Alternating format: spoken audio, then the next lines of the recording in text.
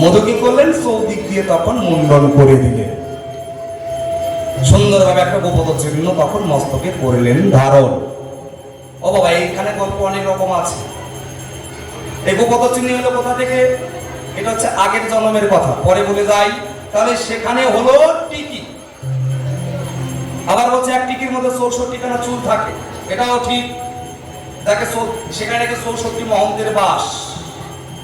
কি কিবা ঠিক বলছে তো নাকি? হ্যাঁ কিছু বল। আর কেউ বলছে টিকি। টিকি বলে কেন? এটিকি বলে কারা? সাধুগুরু বৈষ্ণবে যারা। এই যে আমি কৃষ্ণ নাম নিয়ে এই ধরায় এসেছি, এসে যার জন্য এসেছি তাকে খুঁজে বেড়াই, পাবো কোথায়? সাধুগুরুর দলে।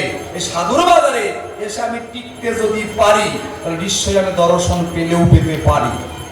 যে মানুষটাকে আমি মাতৃগর্ভে হারিয়ে এসেছি, আর যদি টিকতে না পারি তাহলে আমাকে নরকেই যেতে হবে, আমার আসা যাওয়াই সার। তার জন্য সাধুগুরু বৈষ্ণব বলে এটাকে টিকি বা না টিকি। চৈতন্য বলে কারে? পরে বলে যাই। কিন্তু সাক্ষী বলে কে? দেখবেন 13 দিন 11 দিন পরে মা বাবা মারা গেলে মুন্ডন করে ছোট্ট করে একটু রেখে দেয়। কেন? যে আমার দেহের অহংকার আমি পিতা মাতার চরণে করেছি অর্পণ, যার জন্য এতটুকু সাক্ষী রেখে দিলেন মাথার উপরে। বোঝা গেল? টিভির অ্যান্টেনা বলবে তোমার মতন খাটাস ভক্ত, হ্যাঁ তোমার মতন খাটাসে তারা, টিভির অ্যান্টেনা বলবে তারা, আর তোমার অধম যারা তারা বলবে তরমুজের বোটা। এই হচ্ছে তার বীরবরণ। কিন্তু যখন নিমাইয়ের মাথায় গেল তাকে চৈতন্য বলল। যখন নিমাইয়ের মাথায় এলো তখন চৈতন্য বলল। সেদিন থেকে নিমাই নাম পরিবর্তন হয়ে শ্রী চৈতন্য মহাপ্রভু নামটাও পেয়েছিল। কেন? আগে ছিল নিমাই, সেদিন থেকে তার চৈতন্য লাভ হয়। এটা আগের গল্প বলার দরকার নাই, জানেন সবাই। এই কারণে মাথার চুল কেটে দিলাম তাই। দাদা অহংকার পতন মহা পর্যন্ত সন্ন্যাস হয় না রে হায়।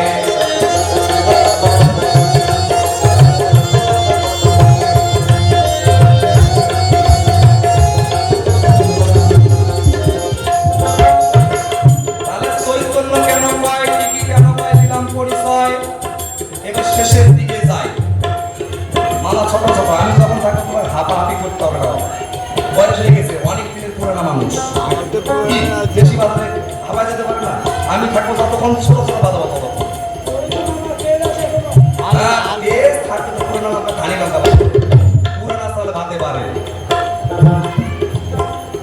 আমার পরম ভক্ত জবন ঘরে কেন যাবে?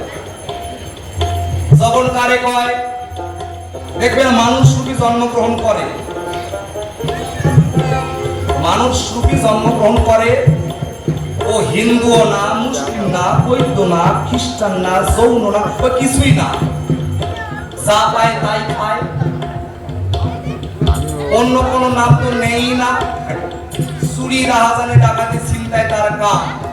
মার্ডার করে যা পাবে ছিনতাই করে এসে বাড়িতে সংসার চালাবে। তাদের বলা হয় ডাকাত, যাদের বলা হয় ডাকাত। তাদের কোনো ধর্ম থাকে না, কর্ম থাকে না, কিছুই থাকে না। বলে একটাই ধর্ম, ডাকাতি করতে হবে, সংসার চালাতে হবে। তার নাম কি? একে হাবিবুল্লাহ ডাকাত। তার ঘরে গিয়েছিল কে? নাকি পূর্বজন্মে যে ছিল ব্রহ্মা। পূর্বজন্মে যে ছিল ব্রহ্মা। ব্রহ্মা অভিশাপ পেল কার কাছে? নাকি কানাইয়ের কাছে। কেমন করে? কানাই যখন গোচারণে ওই রকম নিয়ে গোচারণে খেলায় লিপ্ত থাকে হয়, সেই সময় সুরাসুর অসুর পথপথ করেছিল দিব পরিচয়।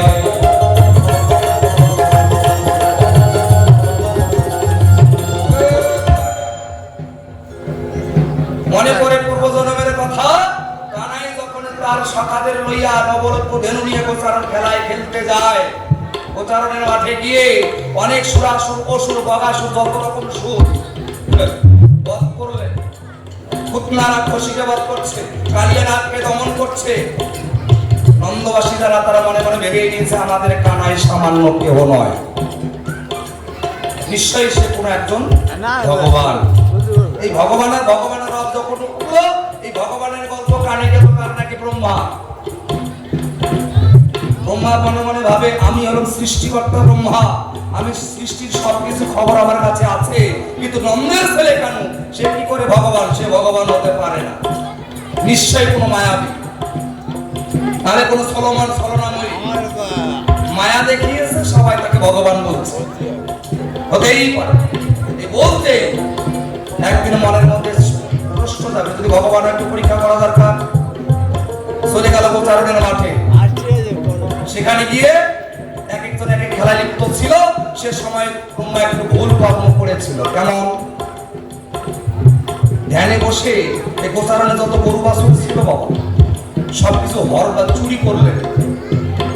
এই গোচারণে গিয়ে যখন গরু চুরি করে, তার আগে কানাই মনে আগে জানতে পারে তা সর্বনাশ। ব্রহ্মা, তুমি আমাকে পরীক্ষা করা করে এসেছ, এত বড় শ্রদ্ধা, তুমি আমার গোচারণে এসে আমার খেলাধুলা ভঙ্গ করবে? ঠিক আছে। ব্রহ্মা যখনই হরণ করে গুহার মধ্যে রেখে দেয়, চোখ মিলে তাকায়, যেখানকার গরু বাছুর সেখানেই আছে, একটাও হারায় না। চিন্তা করে কেমন করে হলো? আবার ধ্যানে বসলেন, আবার চুরি করলেন, আবার গুহার মধ্যে রাখলেন, চোখ মিলে তাকায়, যেখানকার গরু বাছুর সেখানেই আছে। করে নাই দেরি, মনের মধ্যে প্রশ্ন জেগে গেল, কেমন করে সম্ভব? তাহলে কেমন মন্ত্র বল, হাতে জল, কুমন্ডল থেকে জল নিয়ে আবার মন্ত্র করতে পারে, একটা গাছে মারলেন, সঙ্গে সঙ্গে গাছ ভস্ম। না, আবার মন্ত্র তো ঠিকই আছে।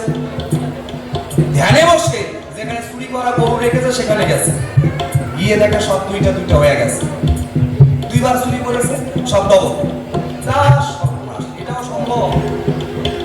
তখন একটু মনের মধ্যে কিন্তু প্রশ্ন জাগলো আরো বেশি করে, যা পাবে এটা কি করে হয়? মনোরথে চললেন তখন কোথায়? নাকি বৈকুণ্ঠে। বৈকুণ্ঠে পৌঁছায় যখন, ব্রহ্মা দেখিবার পায় শ্রী হরি সেখানেই বসে আছে, আমি দিলাম করে যাই।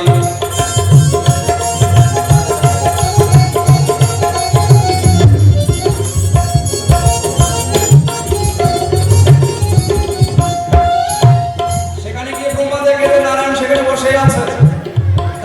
এটা কি করে সম্ভব? হে নারায়ণ, তোমার লীলা বোঝা নাই, তুমি যদি এখানে বসে থাকো তো নন্দের বেটা কানু সবাই তাকে বলে ভগবান কৃষ্ণ কানাই, কি করে সম্ভব? বলছে দেখো ব্রহ্মা, এটা সম্পূর্ণ পরিবার জন্য আমাকে অনেক জায়গায় যেতে হয়েছে, এটা কি তোমার মনে নাই? আমি এখানে বসেই আছি, কিন্তু আমার অংশ যে লীলা সম্পূর্ণ পরিবার করে নন্দের ঘরে এসে। সঙ্গে সঙ্গে ব্রহ্মা তখন গেলে এসে কানাইয়ের পরে পায়, হে প্রভু আমার ভুল হয়ে গেছে, তুমি আমাকে ক্ষমা করে দাও। বলছে দেখো, যে যেমন কর্ম করে তার তেমন ফল আছে বাবা, যে যেমন কর্ম করবে তার তেমন ফল আছে। তুমি চুরি করেছো, তোমার তো সাজা প্রাপ্ত, তোমার তো সাজা পেতেই হবে। তবে মায়েরা একটা কথা কই, যারা আরতির মধ্যে আছেন আর যারা আরতি করবেন, ধীরে ধীরে মঞ্চ থেকে আসে, সময় হয়ে আসছে। তাহলে কি করবে? ও করলো অভিশাপ, ব্রহ্মা পাবে না মাপ, তুমি যবনের ঘরে যাবে, তুমি যবনের ঘরে যাবে, তুমি কর্ম করেছো যেমন সাদা তোমাকে পেতেই হবে তেমন। ব্রহ্মা গিয়ে তখন দেখো ওই না প্রার্থনা জানায়, অভিশাপ দিয়েছো প্রভু, তাহলে কি মুক্তি পাবো না? আর কেমন করে মুক্তি পাবো? দিবে যে উপায়।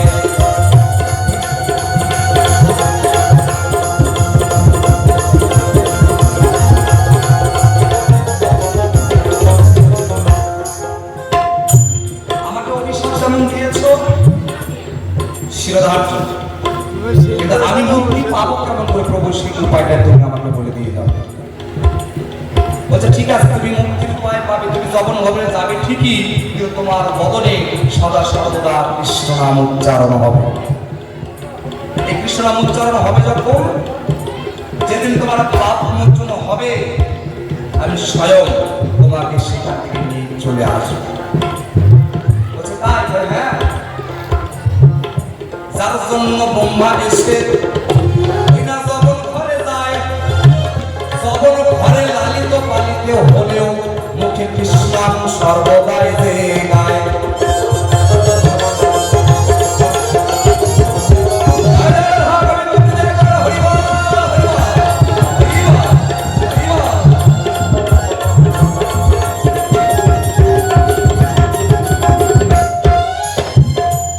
যার জন্য যখন ঘরে এসে তিনি লালন পালন হয়েছিল, যার নাম হাবিবুল্লাহ রাকাত, সর্বদাই কৃষ্ণ নাম গায়, গাইতে গাইতে ঘুরে বেড়ায়।